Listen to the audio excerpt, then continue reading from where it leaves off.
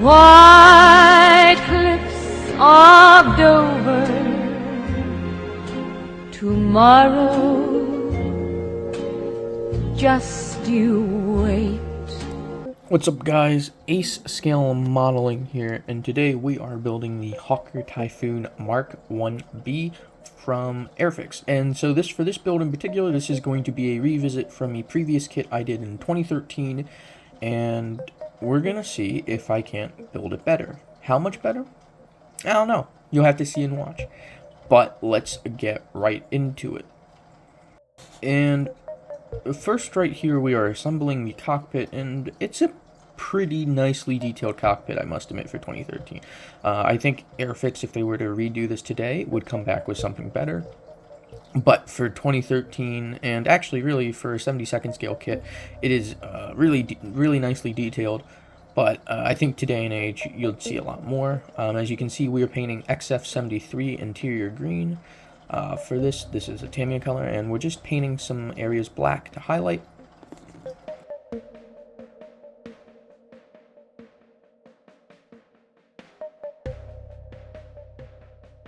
Right here and right there, we are assembling the radiator, I guess, for the engine, and it's pretty nice. And everything went together really well up until this point. Even when I put the two fuselage halves together, they were pretty good. It's unfortunately not like the best fit in the world, but it's not bad.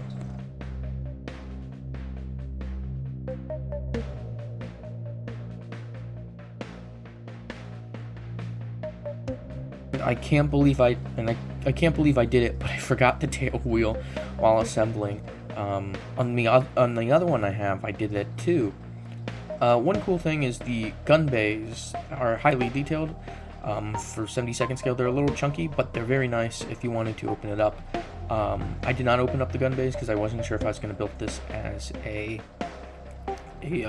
in-flight on the ground, and that was one of the other things I didn't know what to do with this project in a way, because I wanted to compare what my accomplishments from 2013 to now in terms of how I build models.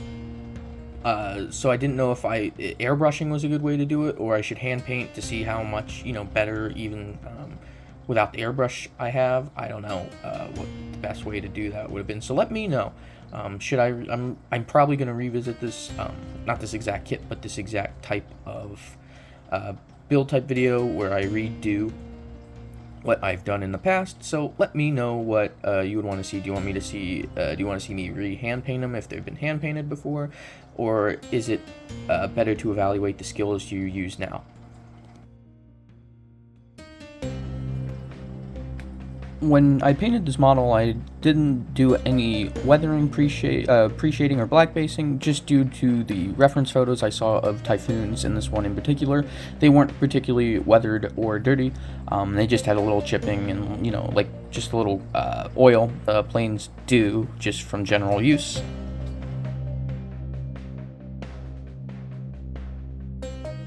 Oh, one thing I've never liked is masking off this sort of flowy freeform camo. So as you can see right here, I am doing it all by hand. This is olive green, I want to say, from Tamiya, and it's a very nice color. I thinned this down to about I want to say 60-40 mix, 60% paint, 40% thinner, so a little bit thinner than I usually go. I usually go 70-30. But I wanted to make sure this would flow out pretty nice, and I'm shooting in about 10 psi, something like that.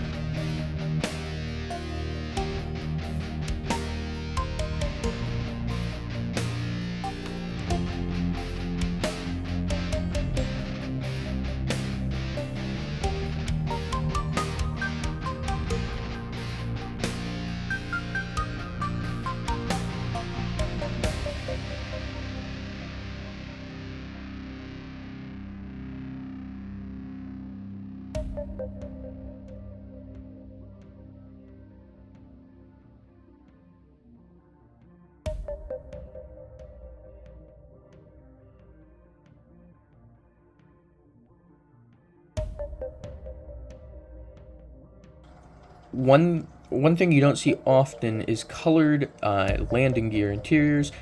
So to add to the cool addition of the shark mouth, I thought this was a neat feature, I guess, for lack of a better word. So yeah, this is just XF14 sky blue, and it worked perfectly for this.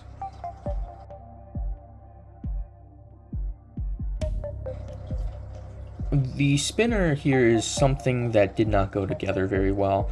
The pin is too short, so it doesn't really go into the prop at all. And the nose cone was not the greatest fit in the world. As you can see, I got a little white on it, so I'm going to need to touch that up as we move on.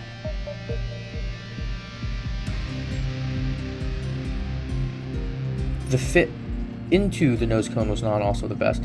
What I realized was that the fuselage on the left side, when they were molding it, I guess the right, actually, the aircraft is facing forward.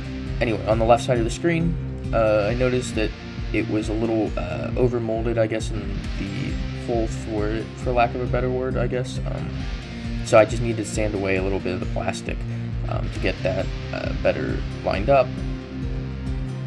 The decals are now going on, and interesting, these are cartograph decals, and without much solvent really, they stuck on like crazy, like sunk into the panel lines without microsol, the red bottle, so they're pretty crazy, pretty nice.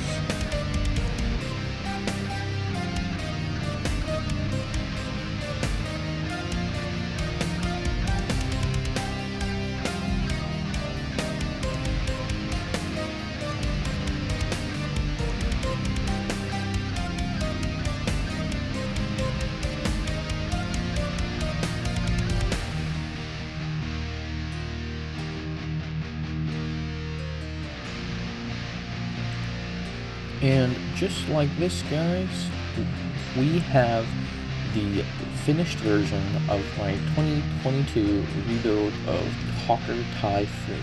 And it's pretty incredible. Obviously, some of it's with an airbrush, and I might have to revisit it hand brushing. But it's pretty incredible how far you can come.